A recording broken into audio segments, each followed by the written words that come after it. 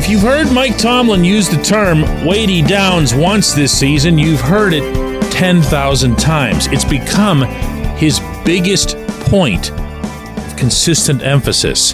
And I'm all in favor of that, except that I don't agree necessarily with his definition of what constitutes a weighty down. Good morning to you. Good Tuesday morning. I'm Dejan Kovacevic of DK Pittsburgh Sports.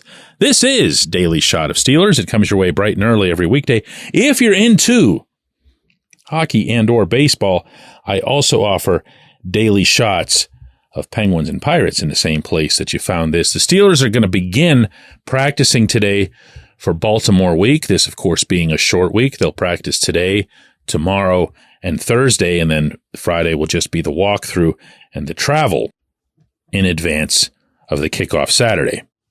Tomlin likes to come up with themes. He likes to make them recurring themes. He likes to push them as much as possible, including in public, hoping that they resonate in some sort of circular way and make it back into the locker room. And this year's number one term in the Tomlin vocabulary has been weighty downs. And in that, he's referring naturally to third down. And there's also fourth downs too. But really, when you're a football coach and you're talking about getting on the field or getting off the field, you're talking about conversions. You're talking about third downs. And there's, again, nothing wrong with that. There's not anything that's outlandish about that or crazy or whatever. My problem with this is rooted in some significant statistics.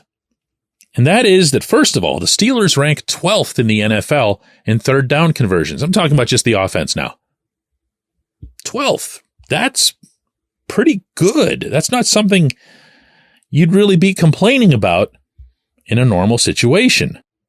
And the reason that it bugs me to hear third down conversions being brought up the way they are is not just that I'm statistically supported on this. It's way more important, I think, that the Steelers have the term first downs bouncing off the walls over on South Water Street. The problem with this offense, and this has been true even when it's put up points, is that they're terrible on first downs. First downs are the issue. Ready? Here we go. 3.51 yards per carry on first down. That's 31st in the NFL out of 32 teams. They've made 131 pass attempts on first down. That ranks 30th. So it feels to you like the Steelers are basically just turning around and blindly, unimaginatively handing the ball off on every first down, and then from there, getting nowhere? Guess what? You're right. The Steelers are averaging 6.2 yards per pass attempt. That ranks 29th. Their quarterbacks, regardless of who's back there, have a 75.6 passer rating on first down. That's 30th in the NFL. You really want more? You really want more? Here's another one. The Steelers have 812 yards in the air on first down. Dead last. No passing touchdowns, not one, on first down. Obviously also dead last, or tied for dead last. There's not a way in which they could be worse on first downs.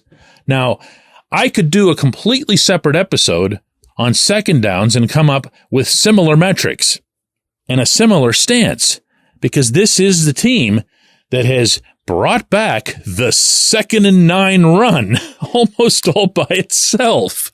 Not that anybody wanted to see the 2nd and 9 run again in the year 2024. But this is your issue. This is it. If you're not getting anywhere on first down, you're not getting anywhere on second down, and you're still converting at a rate that's 12th best in the league, heck, you're actually pretty good on third downs. You're killing it on weighty downs. This was Tomlin yesterday at his press conference on the South Side. It's probably a little bit of all of the above. You got to compliment those that we compete against and their schematics and their players. environment, but also we absorb a lot of the responsibility of the quality of our play or the lack thereof. When you're not getting possession downs, particularly early in the game, that has a component of it too as well.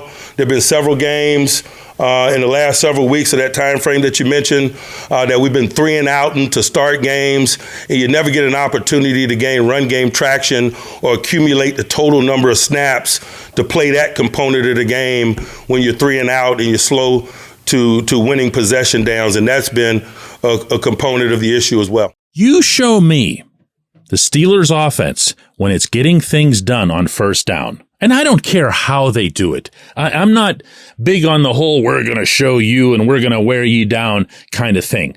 I don't care if it's a little flick to Calvin Austin or Pat Freiermuth or anybody else. I don't care how they get it. Get me 5 yards on first down. Get me at least 3 on second down, and we'll talk all day long about moving down the football field. I can't begin to fathom how Tomlin looks at what happened to this team in Philadelphia, meaning the running game, and comes to the conclusion that it had something to do with third down. No, it was all about the first 2. The first 2 need to be addressed emphatically and, hey, while you're at it, vocally. When we come back, J1Q. Luxenberg, Garbett, Kelly & George is a personal injury law firm in Western Pennsylvania that represents injured people in automobile accidents, workers' compensation cases, and medical malpractice claims. The attorneys at Luxenberg, Garbett, Kelly & George pride themselves in doing what they say they're going to do. It's important to them that when they make you a promise, they keep that promise. And this law firm has been keeping promises for over 80 years. Luxenberg, Garbett, Kelly & George has been AV rated. That's the highest rating a law firm can receive for legal ability and ethics. And the lawyers at the firm have been designated super lawyers, that's a real thing, for over 15 years. Rare combination there. Luxenberg, Garbett, Kelly & George has offices in Cranberry, Newcastle, Beaver Falls, Butler, and Elwood City. Learn more about them at lgkg.com or by calling 888-842-5454. Again, that's 888-842-5454.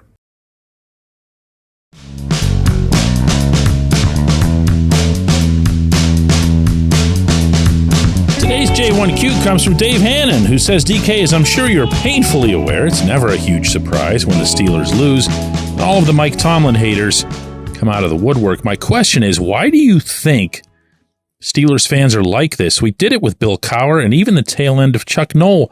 And personally, I wish fans in this town could appreciate how good we have it. I mean, look at the Ohio teams over the last 40 years. It seems like we expect a Super Bowl every year and then flip out when it doesn't happen. Love the show. Keep up the great work. I appreciate that, Dave. I have lots of thoughts on this, and I'd probably be able to do something like this little exercise much better in the summertime or when there's not as much going on, because, befitting the scenario that you're describing, people's emotions get really, really hot during these games. At DK Pittsburgh Sports on our app, we have a commenting community, and we're blessed to have it. Tens of thousands of participants worldwide. And you can see on the opening drive, you can see that if something goes wrong, it's Tomlin this, Tomlin that, fire this guy, get rid of him. And then also stuff that's way, way worse. And I can't even imagine, and probably don't want to imagine, what that is at places that aren't moderated the way ours is. So my feel on this is, first and foremost, that Tomlin's just been around for a long time. He's been doing this for close to 2 decades now. So a lot like our current discourse on politics, people's minds have been made up, and you're not going to do anything to change them. And if you even contemplate changing it, it's seen as some sort of sign of weakness or wishy-washiness, or I was the one saying all along they needed to get rid of this guy, or whatever. So you can have the Steelers being legitimately one of the surprise teams of the NFL, at least when stacked up against very publicly stated expectations from the outside, and that applies both to media and fans, and you're still going to have some who just wait to pounce on anything and everything that goes wrong, because not only are they going to say, aha, look, this went wrong, not only are they going to say this is a recurring thing with this guy, but they're also going to give you the obligatory, and I told you I was right about him all along. By sticking to my guns, I've shown you. Now, to make sure that I'm portraying this as accurately as I'd like to, believe you me, the same is true in the reverse, because I hear directly from those people as well. I can promise you that from today's show, which just purely by coincidence, Dave, followed up a critical segment about Tomlin with this one where I'm trying to lay out how and why he gets criticized the way he does, half of the responses are going to be that I hate Tomlin, that I jump on every chance that I get to rip on him or his terminology or whatever. And the other half are going to be, why are you constantly kissing up to this guy to keep your credential and whatever else? It's just, if you want my honest answer, I don't really react, at least not internally, to any of it. I don't appreciate it, certainly, when somebody goes over the top with it, but it doesn't affect how I do things in one direction or the other. I just look at each situation individually, first with some recency bias and then considering a broader scope that goes backward. I don't use that approach just with Tomlin. I use that approach with everything. It doesn't mean I succeed at it. It doesn't mean I'm good at it. It just means that that's what I'm trying to do. Right now, Tomlin's having a very good season. And right now, even as I'm speaking, someone is typing something really nasty to me, or putting it somewhere else on some other forum, or calling into a talk show or whatever.